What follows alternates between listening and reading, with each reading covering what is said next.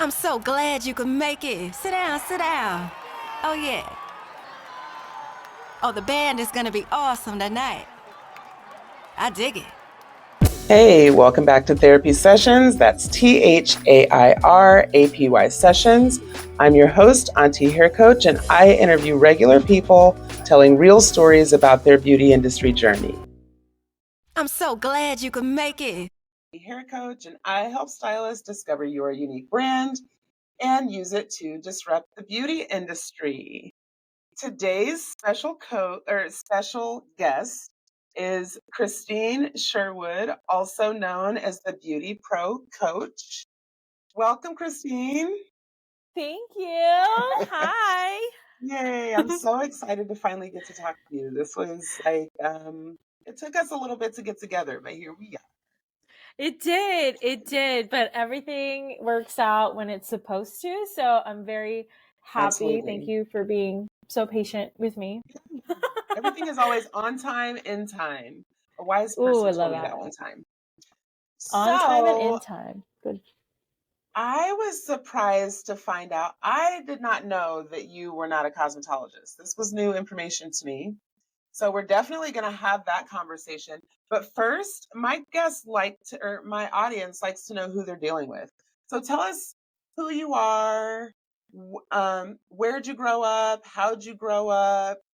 Where do you live now? Tell us about I yourself. love that. I love that. I love it. Straightforward, right to the point, real and raw.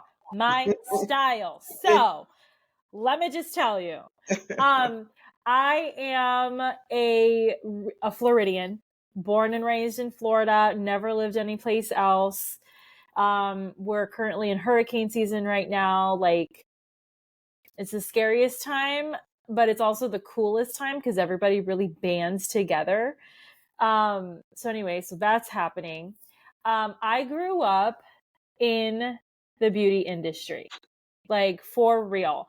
My mother I share this story all the time. My mother had her baby shower of me in the salon. So I have seen in North Miami Beach, I remember going to her salon where, like, all of the local celebrities, all the TV crew, like, they were always there. And I would be in this, like, dungeon of a back room, and I would be there. And today's world, I think the stylists would have a heart attack if they were to see this back room. But that's the way it was, guys. Okay. Before we had luxury. I know, right? Like, oh my God. So, I would be back there, and I would come out, and I would peer out from the little, like, cubby hole that it was, and I would see all the clients, and I would see all of these artists, okay, in Miami. Everybody's wearing, it was a Paul Mitchell focused salon, so everybody's like going, and they were creating and zoned in. Like, they had no idea I was even there. So that was my first real experience with the industry. I remember every time I would go in, the same girls that worked there, they always had a different hair color. Like, to this day, that has stuck with me. So now when I go to the salon, when I work in the salon, I make sure that I'm always, like, tweaking something. So I'm always changing my hair, changing my look. And I tell my staff, as well as the clients too, you get to discover so many different versions of you just by putting in a foil here, or, cutting it at a certain angle, or putting bangs, or whatever. That's all you. It's just different versions of you that you get to have fun with. So there's that. I grew up, my parents were married, but for the majority of my life, my mother was a single mother. So I know that part of what it's like. Okay. A working mom in a very demanding industry. You have to grow up. And I say this a lot of times, that when your parents divorce, or you don't know a parent, or whatever it is, you end up having a certain kind of street smart that you just kind of develop. It's a survival mechanism. And so I do remember that my father was a very emotionally abusive, mentally abusive. It was just not a good environment. So now you have the working all the time mother, you have a foreshadowing of bad relationships, you have all of these things coming into play that are setting the stage for who I am today. Mm-hmm. Right? So when in my coaching and in my salon, I try to make sure that, you know, everybody is happy, healthy, emotionally and mentally. I had my fair share of toxic relationship, friendships and guys, okay, family too. And so that plays a major role in my coaching, in my hiring and firing in the salon. Because if you are not well in your heart and in your mind, it doesn't matter how many programs you sign up to, how many courses you get, you know, to make six figures. Like if you are not good, Mm-hmm. you're not going to make it. Mm-hmm. So I try to really emphasize that a lot in anything and everything that I do. Because if your heart's not in it and you're not focused and you're not thinking clearly, you're not going to be able to do anything. Absolutely. So Absolutely. that's me. All right. All right. You gave us a lot already. Okay. So a few questions. Gosh, Okay. I want to back up. So you grew up in salons. Both of my kids grew up in salons too. My daughter, I actually became pregnant with my daughter in beauty school. And so she grew up in the hair salon, the same thing. In fact, I have a picture of her in a dungeon covered in lotion from head to toe because she was back there messing around. We'll talk about that another Love day. it. Okay. So what made you, so you grew up in the hair salon, but you actually went to University of North Florida for public law and public relations. What made you go that route versus going to cosmetology school? Yes.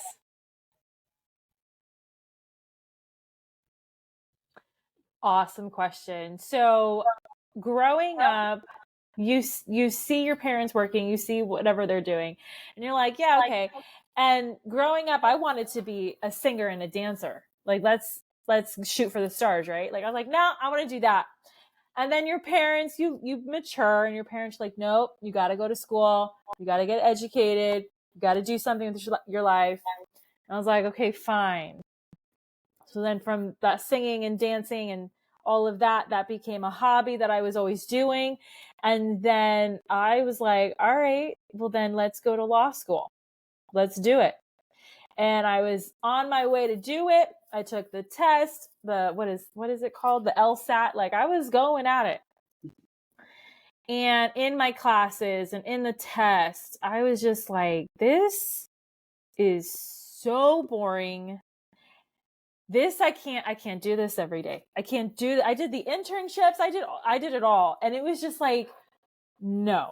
And so then I discovered at the same time PR, which is strategic marketing, right? Public relations, Samantha Jones, Sex and the City. And I was like, this is better. This is more fun. But then you still got to wake up and go to the office every day, and you literally sit there in an office at a computer every single day doing the same thing. And I was like, oh my God, I can't do this either.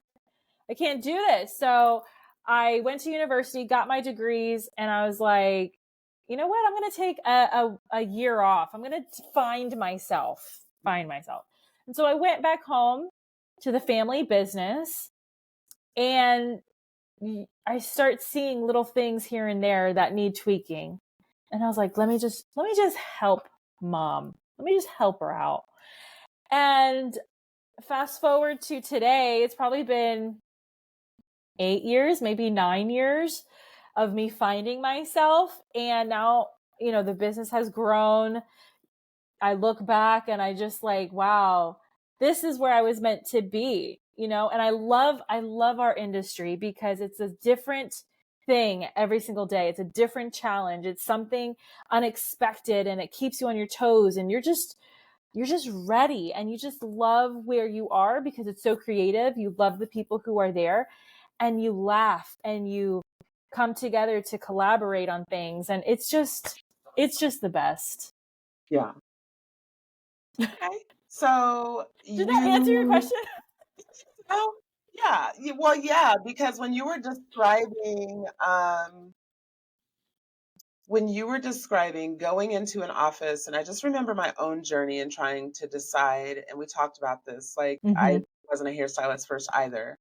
Um, but I remember when I was trying to decide what I wanted to do, and I remember envisioning like being in an office, sitting at a desk, doing the same thing every day, and I was like, that sounds horrible.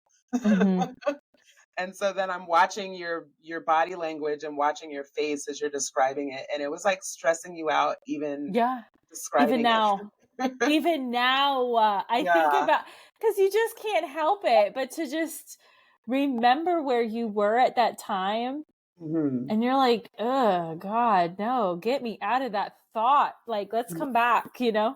Yeah. Yeah. So you are now an internationally certified beauty Yeah. coach. Am I saying that right? Yes. Yes. So we were working New York Fashion Week, Who's we? and I think it was in February, and I remember being in Soho in my hotel room, and I was like, I am going to sit in this lobby with my laptop, and I'm going to figure this out.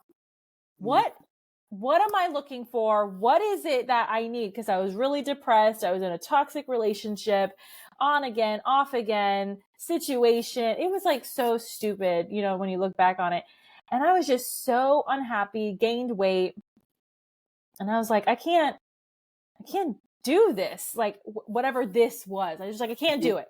So anyway, so then I found by accident, I don't even know what I typed, but I found coaching. And I said, wow, this is what this is. I've been doing this. I didn't even know there was a name for it. And then when we flew back home to Florida, I immediately enrolled into the program. It was like a 9-month certification, probably actually a year, probably more like a year program. And I got certified, and I've been doing that in addition to the salon life ever since. God bless you, baby. Thank you. Thank you. It was like a snuff. Yes. My sneezes and coughs always just I like that. commingle with each other. I don't know. You're talented. You're multi-talented. Okay, so tell me more about this training program. What kinds of things are you doing? Like, is it an online program? Are you going into a classroom? What kinds of like projects are you like? Tell me more about this. So I had to go down to Miami, and it was kind of like a combination of everything, right? So we would do it online. We would do it in person for a weekend. We would do it on Zoom. So the whole coaching experience was also a personal transformation.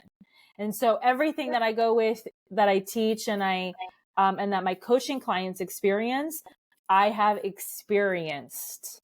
And it is a thorough breaking down, I think, of the ego. And it just changed my life. And I was like, oh my goodness, I have to help everybody. And I was like, well, wait, let me figure out, who do I start with first? And so, Beauty and Barber Pros, they are my people. And I was like, okay, no. And then I started seeing, even in my own salon with some of the staff we had at that time, I was like, oh my goodness, if they just knew this would help them, you know, put in the extensions, do the balayage. Like if they just knew this piece. So that's how that came about. But it was really a personal awakening that translated into my professional life. Gotcha. Okay. So I want to dig into the salon ownership portion of this. Okay. Because we talked about the fact that I didn't know that you weren't a cosmetologist. And then I shared that with you, I shared with you that as a stylist, I always said I would never work for someone that was not a stylist. Yeah. How long have you owned your co-owner with your mom? Yes. Okay. So we're in partnership. Yeah. And how long have you been in partnership with her on this salon? Oh, I should probably know this number. I don't know. I don't know the exact number, but I know it's big. I'll say maybe like, yeah, I've been certified for a while. I'll say maybe like 9 years, the same as my coaching. Okay. But yeah, no, I am not a licensed cosmetologist at Mm-hmm. all.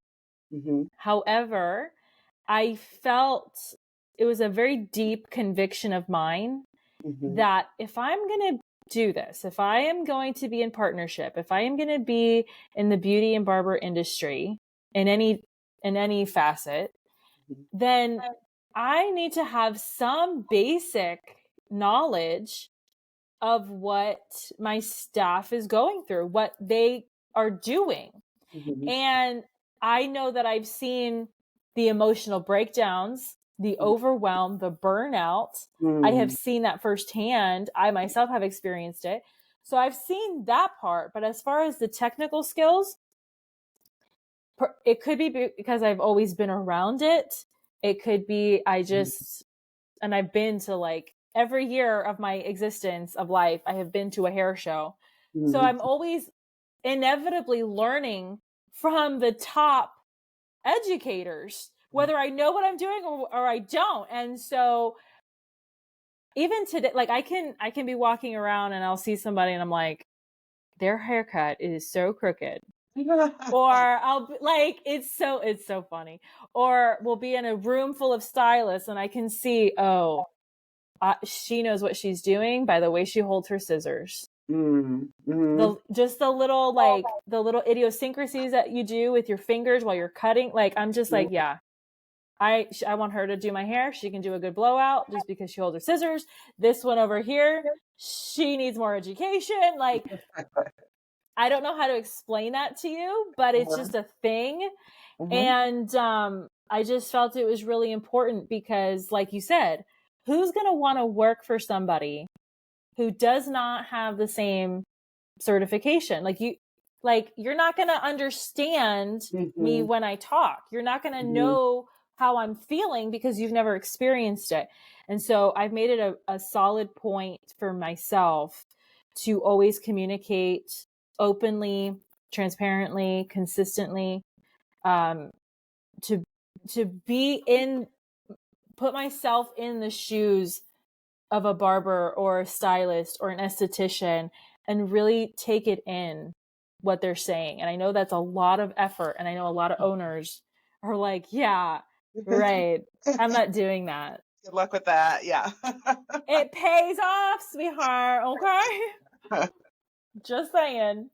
Yeah. So we talked before, I was telling you about how I had run these 10 salons for owners who weren't stylists. And one of my very first challenges, previous to that, I'd had salon management experience, but I'd never managed 10 salons, right? Or managed the managers of 10 salons. So when I got this position, one of the very first things that happened to me or that happened in this position was an entire staff just quit. Like, it was announced that I got the job, and the next day, an entire staff of one of the salons quit. Have you ever had anything crazy like that happen in your salon, and how do you manage that? Yes. Oh my goodness. So first off, I feel like if you're in this industry in any kind of leadership position, I feel like you do need an initiation, and that initiation has to be a walkout. Mm. Like I've had it already in my young professional life here, and we've had it twice. Oh God. But it's so bad, right? And I'm sure your listeners are probably like gasping, like, I would never work for her now, which that's fine. That's fine. But I will say that first of all, owning a business is the ultimate personal development. You are learning so much so quickly, and you need to have all the answers yesterday, and you don't know what you don't know. So the first time that we had this walkout, it was at a time in my life where I was in transition of this personal awakening. I was in the coaching program. I was coming out of this blindness of this relationship, facing a lot of my own daddy issues, all of that. So I was going through that. I had a family member who was in the hospital on his deathbed. I had a team that was reflecting all of these abuses and mental health and just like mismatched. And when I look back at the numbers during those years, the numbers, like how much each stylist was bringing in, and then how much money we were bringing in after they all left, they were a literal profit drain, because one person was making as much as 5 or so people. And I bring this up to my mom, who's also my business partner, and I tell her, can you believe that? We were draining profit because we were getting our minds right, and we were facing a lot at one time. And one person, it takes 5 people to do one person's job. Are you kidding? So like, that was like a whole revelation. Okay. So that was the first walkout. They leave. Several months later, we rebuilt. We had a full staff again. We were getting ready to have celebrity stylists come in to teach classes, hair cutting and skincare and all this stuff. And then we had COVID. COVID came in, ruined everybody's life. We had the day that Florida got shut down was the same day we were having a class with our neighboring salons, and it was like a big thing. And we were able to go through the lockdowns, retain our staff. We were blessed enough to be able to pay them during that time. And then when it was time to come back, I think it was like the first week, we were like, okay, we're all going to go back to work. You know, we're going to have our masks and all that stuff. Everybody quit. And we were like, what? But why are you quitting? Like, you got paid like for 3 months. Like, what's happening? We're going to go back to work so we can make even more money. Like, what? And that was like another phase of the personal mental health journey that I was going through, that my mom was going through. And I mean, the whole world changed, right? Like, everybody was like, do I really want to do this? Do I need to change professions? Like, what do I do now? So that one was at like a no fault by anybody. It was more like the world literally, moved a couple inches on its axis and everybody freaked out. So when it comes to managing, like having like really crazy things happen in the salon, like I feel like, okay, I'm initiated now. Like, I'm good. Like, what else is going to happen? Like, okay, I'm ready. Oh my gosh. And it's always something. When it comes to salon ownership, it's always something. What lessons? So going back to your first salon walkout, everybody walks out. First of all, how did you find out that everybody left? So it was like there's always that one strong personality who is in their, they are a leader in their own right, you know? And it was a battle of, okay, I'm the boss and you are a team member, you are an employee. So it was like a fight every day, right? And she had something going on in her personal life that affected this domino effect, right? And so even in my coaching today, on my own podcast, on my conversations, it's always about, as beauty and barber pros, there is so much that influences us outside of the salon that determines who we are behind the chair. And if we don't know who we are, period, in or out of the salon, it's just not going to be good for your client, for your career, for your relationships. Like, you got to know who you are and you got to be okay with that. Yeah. And for the first one, I was discovering that I feel like the team that we had at that time, they were discovering themselves too. And it was just like a chemical reaction kind of thing. You know, it was just like a boom, boom, boom, boom, boom, like a fireworks display. And, yeah, I mean, I get little tidbits here and there of what's going on, Mm-hmm. and I wish them all the best. And you just learn, you just grow into yourself, if that makes sense. Yeah. Yeah. So then now we've got this salon. Is your mom still working is your mom a Yeah. stylist? Yes. So my She's still mom working is a stylist. She is a stylist. She was in North Miami Beach for the longest time, right? She tells me that she was, that her nickname was the Updo Queen down Oh, there. uh-huh. So she's like, the golden age of hairdressing, I feel, was like the 80s and early 90s, right? And so, yeah, she's still behind the chair. So she's still doing her thing, but now I'm there and I do the coaching and all the other things that stylists really can't do. You guys are busy, and rightly so. Like, people are draining, right? So you got to give your full attention.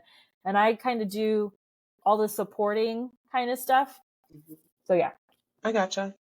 All right. So I'm still like we're inching forward, but I know that there's a salon owner that maybe needs to hear this part. So I don't want to keep harping on it, but we're getting Yeah. little good tidbits here. So I just really want to kind of stay in this moment for a sec. Sure. Okay, so you have the walkout, um, and then there's this moment where the bottom drops out. I know that feeling very well. Like I said, I've been through that. And then you have to rebuild. How do you find new stylists, and what, if anything, do you tell them about why we're starting from scratch? So for me, I had taken it so personal. I Mm-hmm. did. I was like having a breakdown. I was growing pains. It's growing pains. And ugly cry, just like I was getting depressed again, because you put so much into these relationships and you learn very quickly that you are in business. Not to treat people bad or wrong or mean, but the bottom line is, like, we're all there to make money. We're not there to have friends. We're not there to, be besties. Even if that happens to you, great, you're the exception. But everybody's there to make money. And as an owner, you're there to set the foundation for stability. And you're really responsible for other people's lives, other people's careers. And so that was a big learning lesson. So there's that. Then the other thing is, how do you rebuild? Well, we for me, I think everybody needs a therapist. Everybody needs a coach. Everybody needs accountability to pull you out of that dark place, right? And I think what did we do? We just were like, okay, we wiped the tears off. We went right back at it and we hit harder. We put more money into advertising and marketing. We went to the schools. We were like all the things I tell you not to do. That's what I was doing. So I was posting flyers. I was leaving business cards in the bathrooms. I was like leaving little like handouts or whatever, like walking through Walmart, and I would just be like, leave that next to the deodorant, leave that in this, jacket pocket, like all the crazy things, and we rebuild. And you just it helps you have resilience. Yes. And you can't give up. If you give up, you lose. So we didn't. We just kept going. And the people who were meant to come, they came. And what do you tell them? Well, we were like, okay, listen, we are starting over. That's it. That's what we said. We're like, look, we're starting over. We'd love to have you on the team. Let's go. And so they were like, okay. So they did it. But you learn every time somebody comes in and they leave, you learn something else about yourself. You learn another piece of business. And for the salon owners, it's all about knowing your vision, right? Like if you know your business vision, your values, what keeps you going, your mission statement, like you stick to that in these hard times. And you don't rest until you find the people who buy into that too. I think that's really the key. Absolutely. What would you say would be the most important lesson that you've learned about yourself from salon ownership? Ooh, about yourself. That's a good one. I learned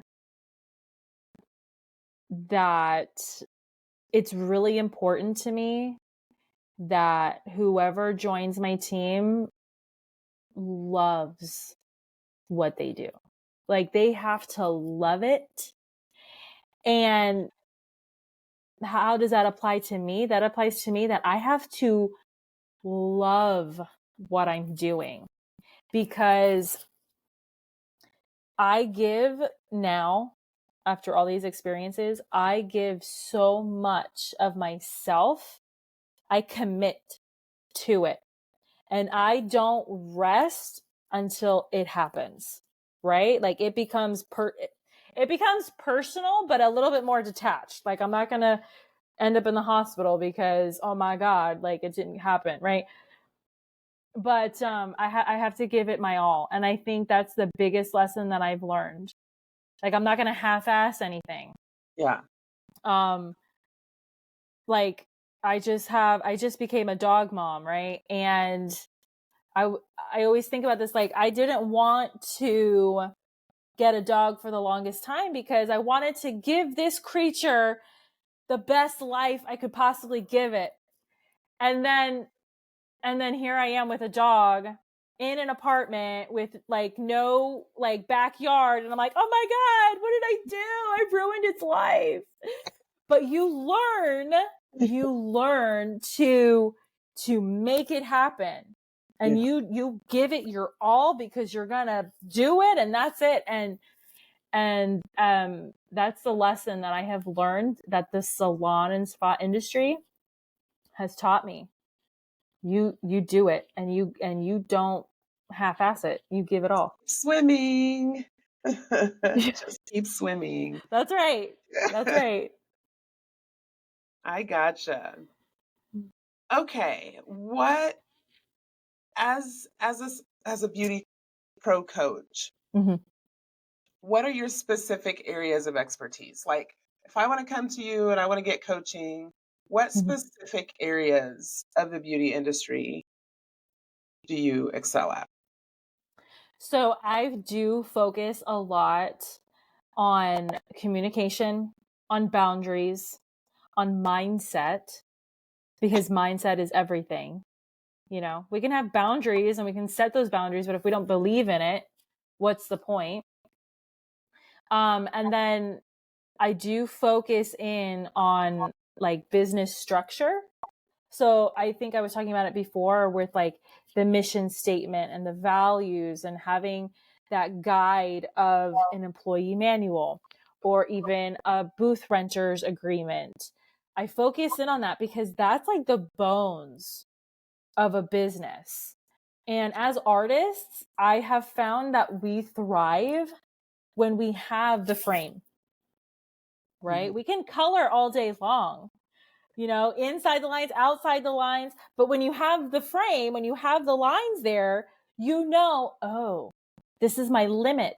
This is my boundary. So let me see how far I can go and still have a beautiful picture while doing all the things that I'm doing. So those are the areas that I focus in on. One of my coaching programs that I have, it's like an intensive 5-week course. And we go over it's like a fast track thing. So we go over 5 different areas of our industry that we don't really talk about too much, which is mindset, boundaries, communication, marketing. What was the other one? There's another one. I can't remember the other one, but it is so involved. And then once you learn it, you're good. Like it's like an explosion of greatness. That makes sense. I like it. I like it. I'm here for exploding with greatness. Yes. I like it. And what is your coaching methodology? Are you in person? Are you online? And what are how do you approach it? So when it comes to my 3-month coaching program, I really do encourage my clients to do over the phone. I know that we have Zoom. I know we can have this face-to-face connection, but there's just something about just being on the phone and literally having that accountability partner just say, okay, but I heard you say you wanted to make $1 million. What baby step are you doing to get there? Just that, without seeing the person, it makes you think. Mm-hmm. So when it comes to one-to-one coaching, whether it's the 3-month, it's really the 3-month program, phone only. The 5-week coaching program, which is intensive, it's Zoom. Because I have class materials, you got to see it. I got to make sure you're on the same page with me, ask questions, all that kind of thing. For like my other classes, I do in person just because the energy giving a class is just so on fire. Like you feed off the students, whoever's there, back and forth. And it's just, you get that, you learn more, I feel. So I do everything, all the things. Okay. Gotcha. And then how do you measure progress for your clients? That's a good question. That's a good one. So with every coaching call, I always ask 2 questions. How do you feel? And what was your biggest takeaway? Because feelings always change. Because you can come to me totally freaking out, having a venting session. And then sometimes that's really all you need. You take a deep breath and you're like, wow, I feel better. I just needed to let that out. Okay. Mm-hmm. Then the other question is, well, what was your biggest takeaway? Well, then there is where you see, oh, okay, they're getting it. They're grasping what they need at that moment. It's not me to tell you, okay, you need to understand that 2 + 2 is 4. Memorize it. No, because life is not that way. We were talking about this before. Like we go through so many twists and turns to end up where we're at. It's not that either, our ways weren't the right way. It's just how it happened. So I really leave it up to my clients to determine if it was profitable for them. I am super big on feedback because we are people, and the student a lot of times teaches the master while the master is teaching the student. So we're all teaching each other all at the same time. And feedback is amazing because then I know, oh, I'm focusing too much over here. I need to do this more.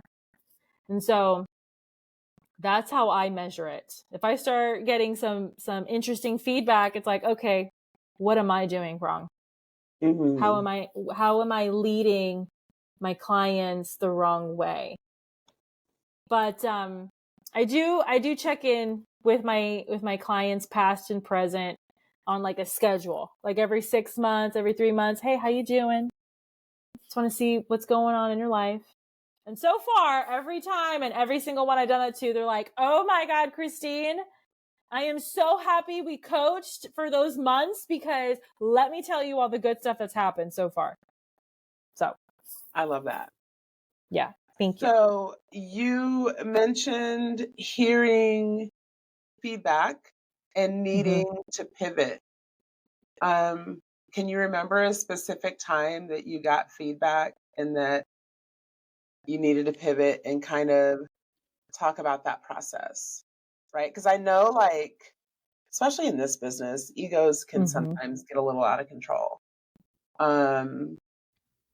So I don't know, how do you listen to that feedback and not take it personally, right? Step back and self-evaluate and then make that adjustment.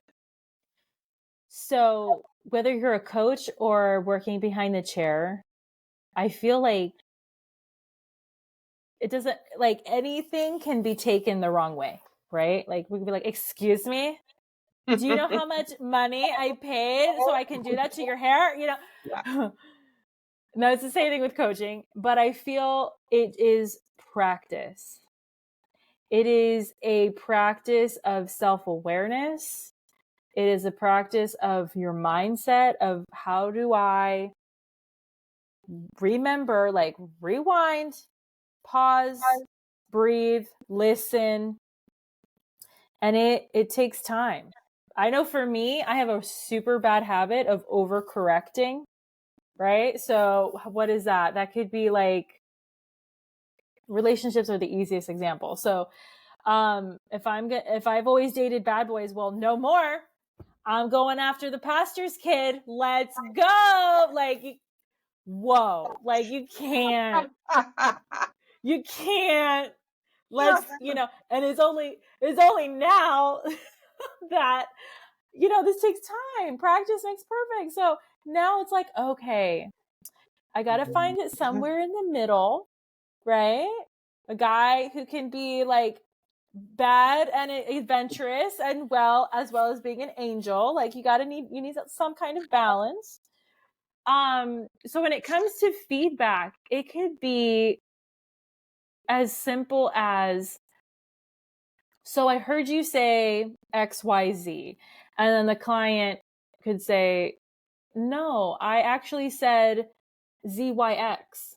Oh, okay. Just that little tweak, that little simple pivot. Yeah, Asking for just that clarification. simple piece. And you're like adjusted and you're like, okay, oh, so we're going in this direction. Does that make sense? Okay. So that's how it is with feedback. Totally like I haven't had anybody tell me like, oh my God, Krystine, you are a nasty son of a gun. Like I haven't had that yet. I pray I never do, but it's a good practice to listen and be quiet. Like shut your mouth and open your ears. Yeah, that's a good one. That's one of my favorite things. When I'm talking with my clients, a lot of my clients tend to be newer stylists. And that's one of the biggest pieces of advice is listen more than you speak. Listen more than you speak. I love that. Okay. Let's see. So one of the things that I asked you was what makes your heart beat fast? So first of all, I love that you said personally, a good-looking, emotionally healthy man with deep eyes giving me a compliment. I love No, that. Are I'm you not. dating? I was No, like not no, even girl, I'm trying? trying. He's just like hidden. I don't know. I haven't and okay, so just with that, it's a good lesson for anybody who's listening with its like ideal clients or relationships. Like you don't have it yet because there's a lesson still that you have to learn. And so I feel like that's where I'm at. So when I answered that question, it's because one, I'm manifesting it, right? I am putting it out there into the universe. Absolutely. But also it's like, okay, that, I mean, it does. Like a super fine guy giving me a compliment, freaking yeah. Like, whoa, like I'm getting Yeah. sweaty just thinking about it. Yeah. Okay, like because you have that ideal picture in your Yes. mind, and you're like, damn, yes, let's go. Yes. And I love how you connected Mm-hmm. it to your ideal client because being Yes. very specific, right? Like you were very specific about who you wanted Mm, to be looking at you and giving you a compliment. But it's yeah. the same thing when you're going for your ideal client, right? And I was just, again, just chatting with a client about this earlier that you need to Mm-hmm. figure out who your ideal client is, very specific Yeah. so that you know how to attract them. Um, Wow, I wasn't expecting that But lesson, but I definitely did. yes, but Something that's just what shifted for me happens. Like right there. we are so blessed to be in this industry because we get to deal with all of these little problems, quote unquote, right? But they're all connected and it all makes a Mhm, difference. Yeah. mhm, mhm. Absolutely. What do you feel is the most important part of your story? Ooh, what's the most important part of my story? I think it is all of the struggles. I think the struggles are the biggest parts because that's where you learn what you're made of. That's where you learn what you need to know so it never happens again. So you can see the flags a mile away. So you know where your weaknesses are and you know how, and it's not about covering up your weaknesses. It's about, okay, I really like chocolate and I'm going to get fat. So that's a weakness. So I need to make sure that I don't eat too much chocolate. Okay. It's like that. Like I really love doing balayages, but all of a sudden I am getting men coming in for haircuts and I love to do that. But I'm not going to make any money if I don't take the guy. So let's take the guy, practice your men's hair cutting so you can do haircuts and balayage. You see what I'm saying? So I hope that's making sense because it makes sense to me in my head. But anyway, um, I think those are my important parts of my story is the struggles because then you gotta know how to combat those, and that means doing research, looking at your self Mhm, examination, which I have met mhm, stylists, people who just don't like examining themselves. They just don't like looking at themselves. Like they will tell you, like, oh, I hate personality tests. I never take them because I think they're dumb. Okay, that's fine. But don't you want to know about yourself? Like, don't you want to know? But Yeah, yeah. Did I answer your question? Okay. yeah, Okay. yeah, absolutely, absolutely. Tell tell my audience how they can stay connected with you, where they can find you. What Yes. are you offering So, them? what am I offering you, listener? If you've been listening, I have the 3-month coaching program. I have the 5-week coaching program. You can always slide into my DMs. I love getting DMs. Like, it is the best. It's like getting snail mail. You know, you get a letter in the mailbox and you're like, Yes. oh, no! Yes. You know, so I love that. Yes. I love connecting with beauty pros all over the world. Yeah. The 5-week coaching program that comes around every so often. So I would definitely, follow me on Instagram, tap the link in my bio, get on my VIP list. So you'll know when that is happening. But coaching one-on-one, that's all year round, except the holidays. Just saying. So, because let's remember, family time. So Absolutely. just reach out and ask for what you need. Yes. And you guys, you can get in touch with Krystine, or you can listen to her podcast on Spotify and Apple Podcasts. And it's called the BeautyPro Podcast. The BeautyPro Coach. What's your IG handle? Awesome. Thank you. Thanks so much for joining me, Krystine. Bye.